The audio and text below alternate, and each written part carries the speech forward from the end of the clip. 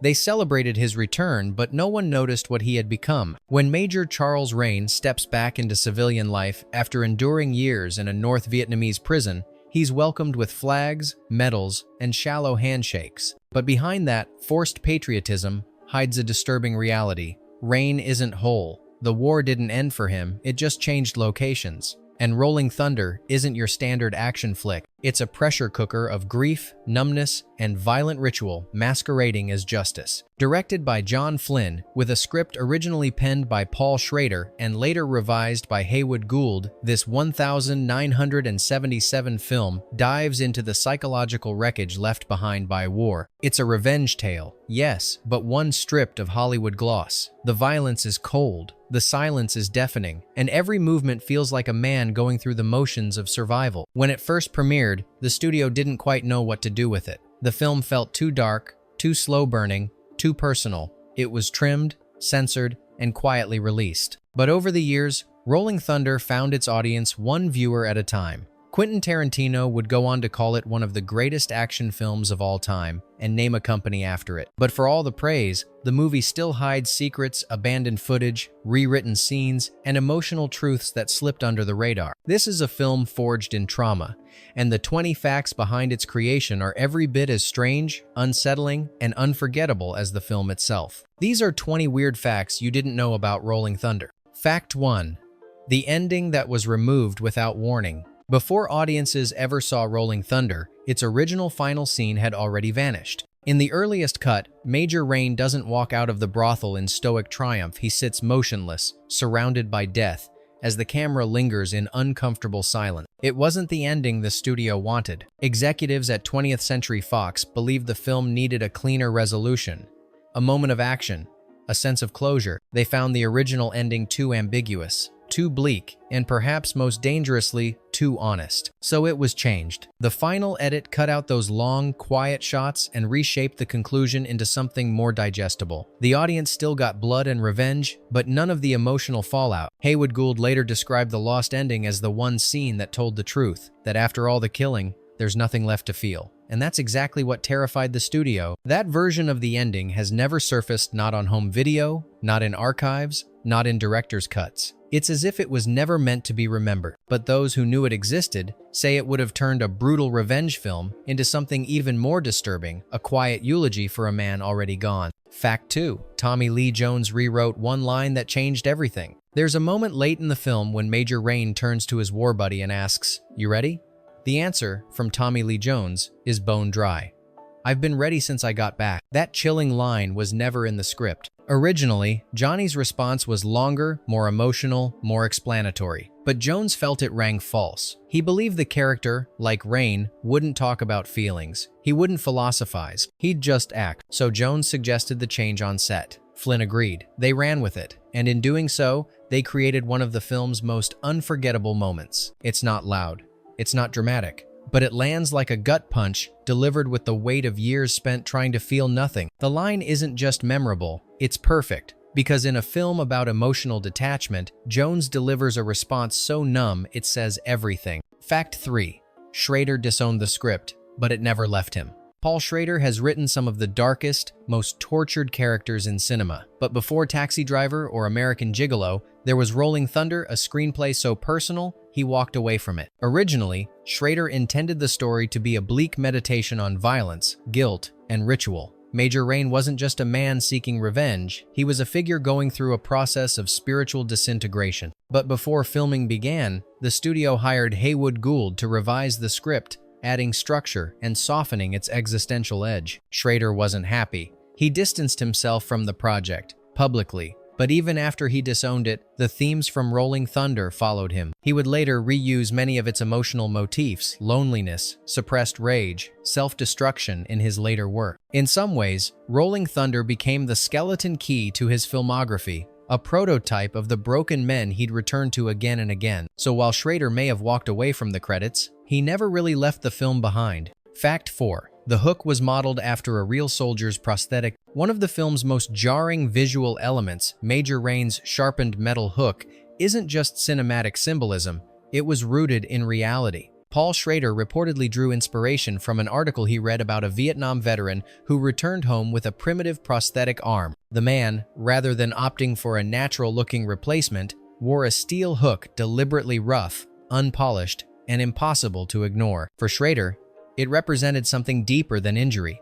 It was a way of refusing to let the world look away. The trauma wasn't hidden, it was put on display. In Rolling Thunder, the hook evolves into more than a prosthetic. It becomes Rain's defining feature, a ritual object, a weapon, a reminder that he no longer fits into civilian life. And when he begins sharpening it before confronting his enemies, the gesture is quiet, eerie, and deeply symbolic. It's not a Hollywood action trope, it's a slow burn of psychological truth. The hook is what's left when everything else has been stripped away. Fact 5.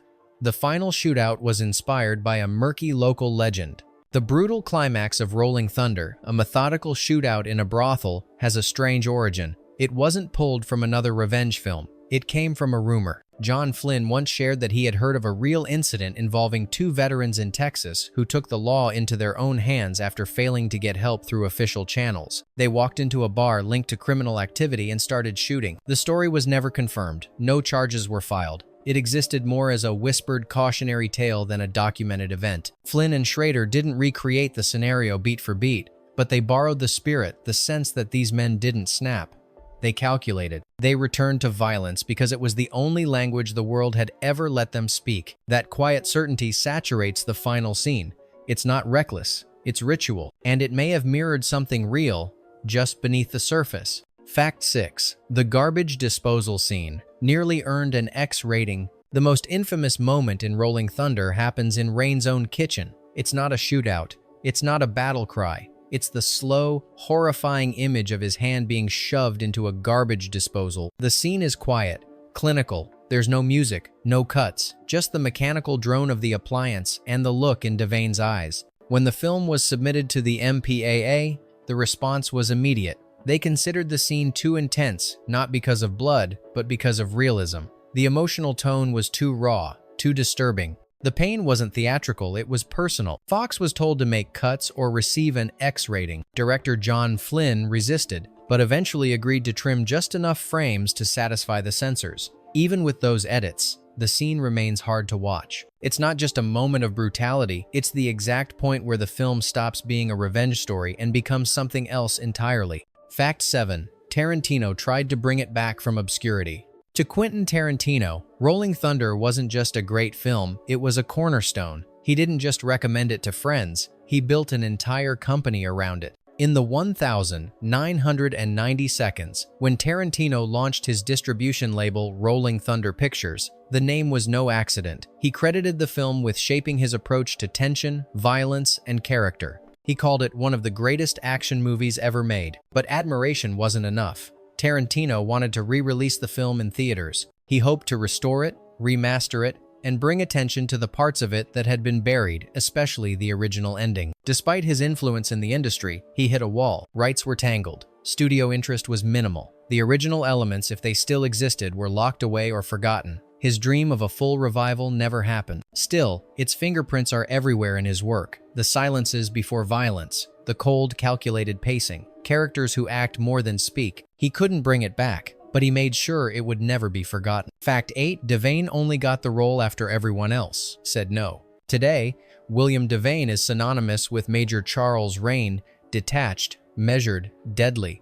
But he wasn't the studio's top pick. Not even close. Producers originally approached higher-profile actors. James Caan declined, saying the character was too empty. Charles Bronson reportedly didn't want to play another quiet killer. Steve McQueen was mentioned but was unavailable or unwilling, depending on who you ask. By the time the script reached Devane, the studio had lowered expectations. But John Flynn saw something different. He believed Devane's subtlety, his ability to do nothing and still command the frame, was exactly what the role needed. Devane accepted, and his performance became iconic. He didn't play rage, he played absence, the stillness, the void. That wasn't Plan B. That was what made the film unforgettable. Fact 9. The original trailer was so unsettling, it got yanked. Most movie trailers are designed to build hype. The original trailer for Rolling Thunder did the opposite. It disturbed people. The footage was harsh and fragmented. Quick cuts of Rain's mutilation, slow shots of his expressionless face, a low, monotone voiceover whispering lines like, "They took his hand, he's taking theirs. It didn't land well. Audiences were confused. Some theaters received complaints.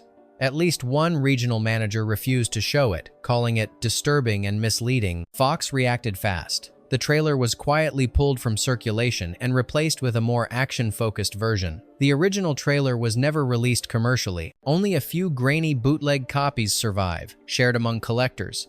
And those who've seen it say it wasn't just promoting a movie, it was warning you about one. Fact 10. Rain was never meant to survive. In its earliest form, Rolling Thunder didn't end with Rain walking out of the brothel. It ended with him dying there alone, bloodied and spent. Paul Schrader's original screenplay saw Major Rain as a man consumed by ritual. Revenge wasn't his salvation, it was his suicide. The final shootout wasn't about triumph, it was an act of spiritual erasure. Schrader wanted Rain to die, not for drama, but because death was the only logical conclusion to his emptiness. But Fox wasn't willing to let that happen. Executives pushed back hard. They wanted an ending that left room for breath, maybe not hope, but survival. Schrader lost the battle. The death was cut. The walkout was added. He was furious. He later said that by sparing Rain's life, they robbed the film of its final truth, that violence doesn't fix you, it finishes you. And even though Rain lives in the final cut, it's debatable whether anything inside him actually did. Fact 11.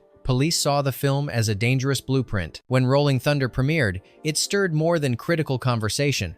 It triggered real concern among law enforcement. Several police departments, particularly in the Midwest, voiced unease about the film's message. They believed it portrayed legal institutions as ineffective and painted vigilante justice in a sympathetic light. One sheriff warned that it could plant dangerous ideas in the wrong minds. There were no bans, no official censorship, but internally, discussions took place. Officers were briefed, and screenings in certain regions were discouraged. To the filmmakers, the accusations were misplaced. Schrader argued that the movie was about trauma, not inspiration. Flynn said Rain wasn't a hero, he was a ghost. Still, the fear lingered. Because Rolling Thunder didn't make violence look fun. It made it look inevitable, and that's what unsettled people most. Fact 12. A deleted scene quietly explained everything. There's a missing scene in Rolling Thunder that few have seen, but those who have say it changes everything. In the original cut, Rain visits a church. He doesn't participate. He doesn't pray. He simply watches a baptism from the shadows. As the baby is dipped in water, he whispers a line unscripted, low enough to miss, "Brand new, must be nice." The moment didn't test well. Viewers didn't know how to interpret it. Studio executives found it too slow, too ambiguous. It was removed before the final release and has never resurfaced. But editor Frank Uriost later said it was one of the only scenes that hinted at Rain's internal world. That beneath all the silence and control, there was still a man watching life go on without him and realizing he wasn't part of it. It wasn't about religion, it was about isolation. And that one quiet line may have spoken louder than any of his revenge. Fact 13. The hook was a real threat on set. Props are usually designed for safety, but Major Rain's metal hook wasn't your typical movie accessory. Instead of a lightweight rubber piece, the filmmakers went with cold, real metal, dense and sharp-edged. William Devane insisted on it. He believed the hook needed to feel authentic, both to him and to the viewer.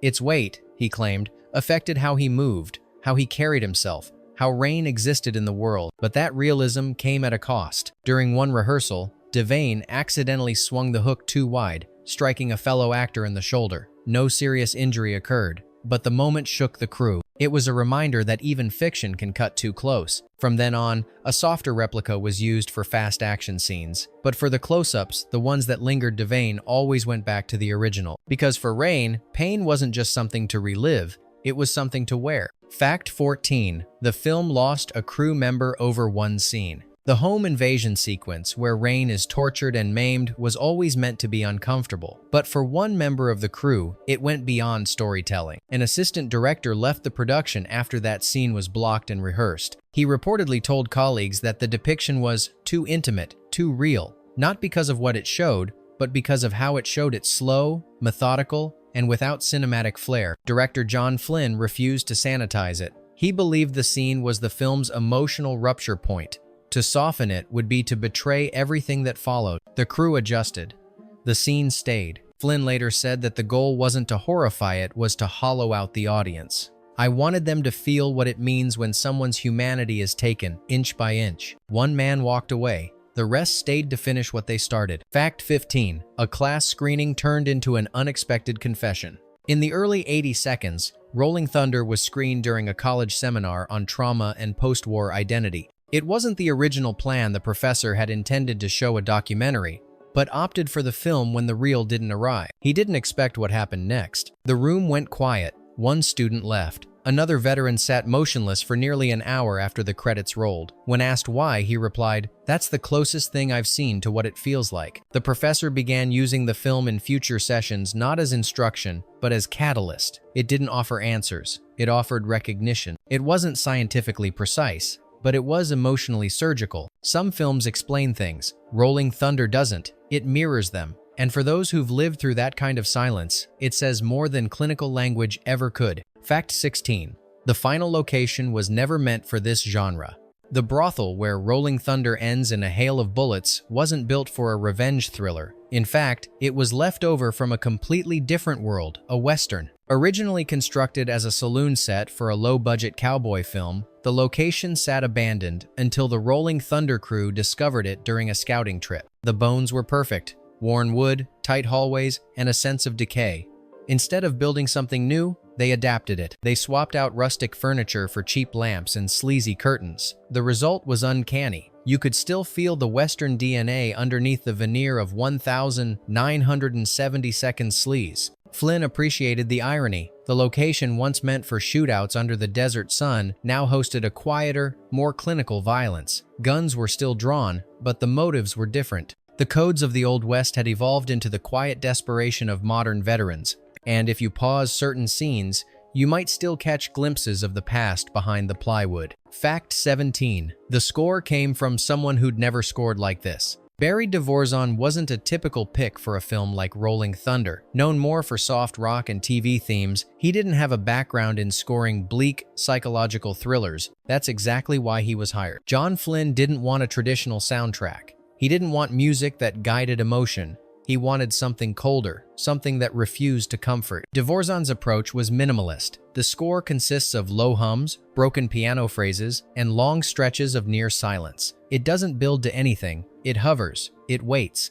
At the time, audiences weren't sure what to make of it, but today, it's considered a crucial part of the film's atmosphere. It doesn't manipulate you. It leaves you with yourself, which, in a story like this, is more unsettling than any crescendo. Fact 18. A real veteran left the set in silence. To ensure Rolling Thunder felt grounded, the producers brought on a real-life POW as a technical advisor. His job was to guide the depiction of captivity, trauma, and reintegration. He didn't last a week. According to reports, the consultant became visibly uncomfortable during early script readings and rehearsals. He eventually left without making a scene. When asked why, he simply said, "It's too familiar." It wasn't the violence, it was the stillness, the quiet detachment, the way Rain moved and didn't speak. The portrayal was close enough to truth that it no longer felt like a movie. He feared the wrong message might come through, not because the film was wrong, but because it was right in ways the audience might misunderstand. His departure wasn't dramatic, but it left a mark. Because when someone who's lived the story walks away from the retelling, you know the fiction is sharper than you thought. Fact 19. The military didn't ban it, but they kept it off the base. Officially, Rolling Thunder was never blacklisted. Unofficially, it never made it onto the screening schedules of U.S. military bases. During the late 70 seconds and early 80 seconds, most bases had regular film nights, showcasing both blockbusters and smaller titles. But Rolling Thunder was consistently skipped, quietly. Intentionally. There was no written order, no public explanation. But base entertainment officers later confirmed they were advised to avoid showing films that could provoke emotional distress, especially among returning Vietnam veterans. And Rolling Thunder was at the top of that list. It wasn't the violence that worried them, it was the emotionless calm. The way Rain comes home and finds no answers, no comfort, only routine and numbness. That version of a soldier hit too close to what many were still living. So the film wasn't banned, it was ignored, left out, forgotten, at least in the places where it might have spoken the loudest. Sometimes, silence is the most effective form of censorship. Fact 20. A sequel almost happened, and then vanished completely. At one point, in the early 1,980 seconds, Rolling Thunder nearly got a sequel. The concept, reportedly titled Aftermath, would have followed Johnny Tommy Lee Jones's character years later. He'd be older, isolated, and pulled back into violence when someone targets the family of a fellow vet. The tone was said to be even darker, slower, more about memory than action. Early outlines were drafted. Producers were intrigued, but once Jones passed on the project and William Devane declined involvement, momentum died. The film lost its anchors. No script has ever surfaced. No pre-production notes have been leaked. It's as if the idea was scrubbed before it could breathe. And maybe that's fitting, because Rolling Thunder was never meant to be a franchise. It was a scar-sharp, singular, and better left untouched. Bonus fact: when fiction leaked into the real world, in 1983, California authorities arrested a Vietnam veteran in connection with a series of violent assaults. But what investigators found in his apartment left them shaken and wondering where the line between film and reality had blurred. Alongside military memorabilia and personal writings, they discovered a heavily played VHS tape of Rolling Thunder. Nearby, a spiral notebook detailed revenge fantasies uncannily similar to scenes from the film. One passage quoted directly from the movie. Another described sharpening a tool, like rain does. The man had even constructed a crude metal prosthetic to wear over his injured arm. At trial, the defense argued that he was deeply traumatized, mentally unstable, and had latched onto the film as a form of psychological structure. Prosecutors didn't dispute his state of mind, but they pointed to the influence of Rolling Thunder as a template. No formal connection between the crimes and the movie was ever established. The studio faced no lawsuits. The incident was never publicized widely. But behind closed doors, FBI analysts began discussing the case as an example of narrative mirroring when individuals imprint fictional structure onto real behavior. The term never made headline, but within a small circle of psychologists and behavioral experts, the case became a cautionary footnote in the long debate over how much responsibility stories carry when they resonate too deeply. The tape was entered into evidence, the notebook was sealed, and Rolling Thunder remained a film. But not, apparently, for everyone. They called it a revenge film, but Rolling Thunder was always something colder, something quieter. It didn't end with justice, it ended with ritual, with silence, with scars that didn't show. Over time, it became more than a cult classic. It became a warning, or maybe a confession. Which fact haunted you the most? And which forgotten film do you think is hiding truths just like this? Drop your thoughts below, we're listening.